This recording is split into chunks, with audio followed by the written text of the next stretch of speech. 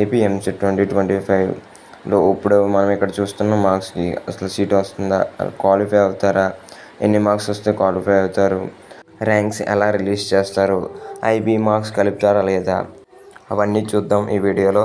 ఎక్కడ స్కిప్ చేయకుండా చూడండి. EAMCET qualify marks 40. అక్కడ మీకు 40 వస్తే క్వాలిఫై అయినట్టు లెక్క. Qualify marks plus IP weightage ఇది రెండు కలిపి మీకు ర్యాంక్స్ అనేవి రిలీజ్ చేస్తారు.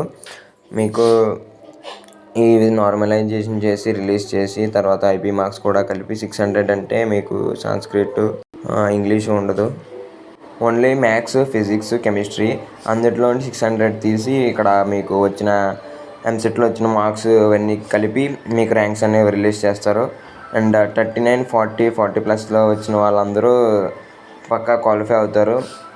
మీరు దాని ఎటువంటి డిసప్పాయింట్ అవ్వకుండా నా 40 వచ్చినాయి, నేను ఐపీ మార్క్స్లో డిస్క్వాలిఫై అవుతానేమో, రెండు కంబైన్ చేస్తా అంటే ఎటువంటి బాధపడకండి. 40+ 39 వచ్చిన వాళ్ళు కూడా క్వాలిఫై అవుతారు. ఇంకా 38 బిలో వచ్చిన వాళ్ళు మ్యాక్సిమం క్వాలిఫై ఛాన్సెస్ తక్కువే.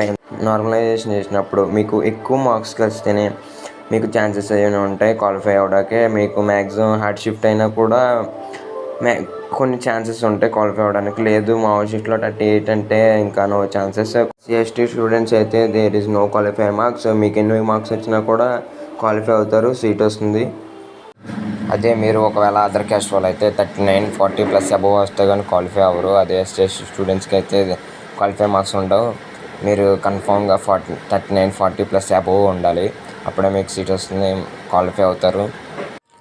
39, 40 వస్తే కన్ఫామ్గా క్వాలిఫై అవుతారు. మీరు ఎటువంటి డిసప్పాయింట్ అవ్వకండి.